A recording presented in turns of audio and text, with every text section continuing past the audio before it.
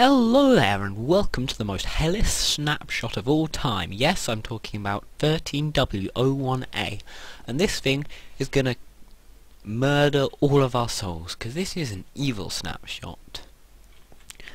Right, first things first, this isn't particularly evil, but it's something you'll never get to do again, so I recommend you do it, because they're gonna fix it, they're bound to. This, floating redstone torch, you can see that's not on the ground. What you got to do this, you just got to put a redstone torch on a block. There has to be a block like that, like next to it, touching it. So there, or like here where I'm standing, here where I'm standing, here where I'm standing, or not above it. I don't think that would work. But then you just take out the block. Voila! You have a floating redstone torch, and it's pathetic. But hey. So next up, we have experiment 781 in my experiments world. This is going to stay, along with my fireworks thing and this magical, mystical thing. My annoying pistons. This makes use of the block of redstone. I'm going to need multiple ones of these, so I'll just spawn them in eventually. I don't actually know what the ID thing is, but that'll be interesting. But all you have to do to make annoying pistons, this. Now the block's gone invisible because it's moving so fast. That happens. Now what's this doing? Can't actually see it, so I will just let me just game mode 1 here. Oops, game mode 1. You gotta hit that redstone, then it'll stop. But no, not orange wool. There we go. Go away. There we go. You just have redstone there. The block is triggering the redstone, which will trigger that piston. Then the block triggers that redstone. Don't get stuck, which will trigger that piston. It's a bit laggy because the block does go invisible, but it's the most annoying noise ever. There you go. The most evil thing. So let's actually have that going. Now this is useful. I wouldn't just show you this if it wasn't useful. You can have a like pulsating light thing, because it still activates these, even though you can't see it, it's gone invisible. It will activate this redstone, it doesn't just show up though. But what you've got is 2 flashing lights, which is alright. Still noisy as hell, but if you go really far away, it probably looks nice. Hang on, there we go. Ah, some beautiful flashing lights. Not noisy at all. Next up, over here, there's a vertical one of the, just the pulsing one, that one. Vertical, it's gone visible. I'm getting a little bit of lag. And then this one does it before, so it goes round and round and round. As you can see there. It hasn't gone invisible. No, it has. Okay. Just try and fix that. There we go. It's round and round it goes. And it's the most annoying thing ever. But let's get that off. Don't want any of this. All you've got to do to stop it is just hit one of the redstone bits. Oh no, you've got to destroy the block, then put the redstone back, destroy, place, and destroy, place. There we go. Okay, it's getting dark, so let's go to bed. I think we need a rest. We'll just go into survival again. Sorry about that. There we go. Should put all our adventurer's gear in the chest, and then just go to bed. Okay, let's go get our adventurer's gear out. Where's my sword? Where's my pickaxe? Where's my gold? Where's my diamonds? This is hoppers. Under here, there's a little secret room. This uses hoppers, which act like pipes in Tekkit. Not many people have commented on the fact that hoppers can actually take things out of chests. If I put the iron back in, you'll see there, it'll just quickly go through, very quickly, and just go straight through, and I've got it going down here, and, there we go. Hoppers do connect to hoppers, by the way. You don't need to put chests in between. I know Bebop Blocks did that. But there we go.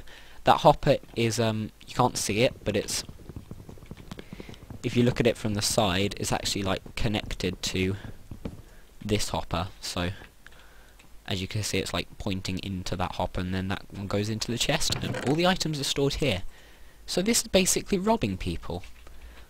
All this takes is just digging like a hole under someone's house. I mean, you wouldn't even have to have this complicated system. You could just put a chest there, and you'd be able to steal from people. And I mean, think about it. If you saw this, if say you put a sword in, not like something stacked, because that's kind of obvious, but if you put a sword in, it just disappeared. If you're on a server, what are you going to think that is? Are you going to think, ooh, someone's placed helpers under my house? No, you're going to think that's lag. This is a completely brilliant way to steal from people. And if they don't look at what they put in the chest, you may have seen the items go down, but if they don't bother to look, and they just go to bed, you've just stolen a ton of stuff. Of course, it is in order, so if they like put the diamond in last, then you've got a long wait. But I don't know, if they put like all the stuff in and then walk away, then it gets nasty. But you may be wondering what this is. Before this snapshot, puzzle maps, which weren't designed that well, so the creators put a lazy room in, may have had a room full of chests. The walls were lined with chests, and there was one lever in one of the chests. One of the most annoying rooms ever. Now with the trap chest, double the chests, because now chests don't need to be within each other. These trap chests aren't making any noises, which is a bit weird. That one is. I don't know what the problem is with that, but whatever. Fix it, Dinnerbone. But yeah, there you go.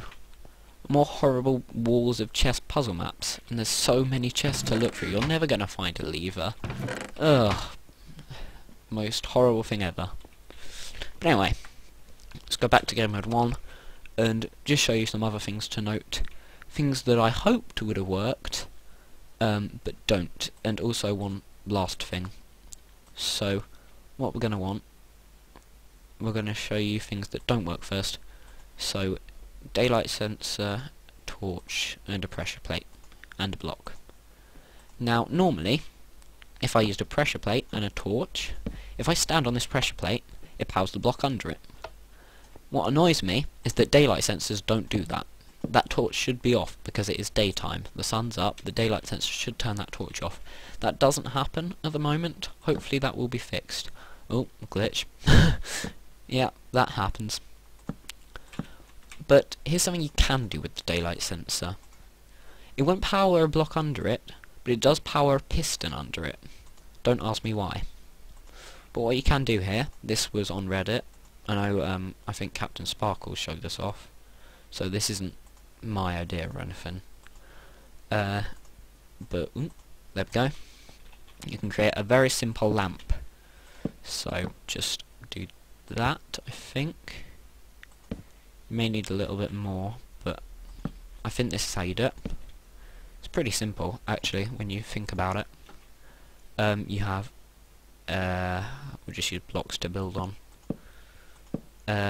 Daylight sensor here. You have a piston under it, oops,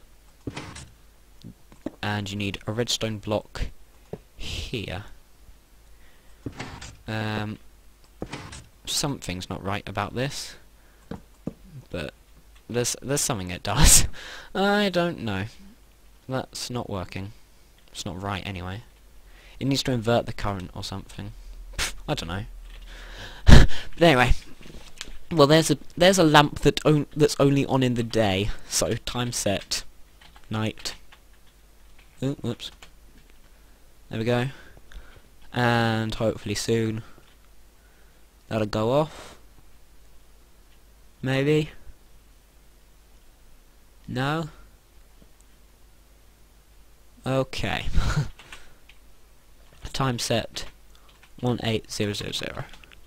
There we go. So a lamp that only stays on in the daytime. Infinitely useful. Meh, there's something wrong with that design. But, whatever. Oh well. Well, that's all for today. I may link to the Reddit post about that. So you can see that in the description. But thanks for watching. My name's been Hoppermaddo. This has been what you can do with Snapshot 13W01A. Thanks for watching. Bye!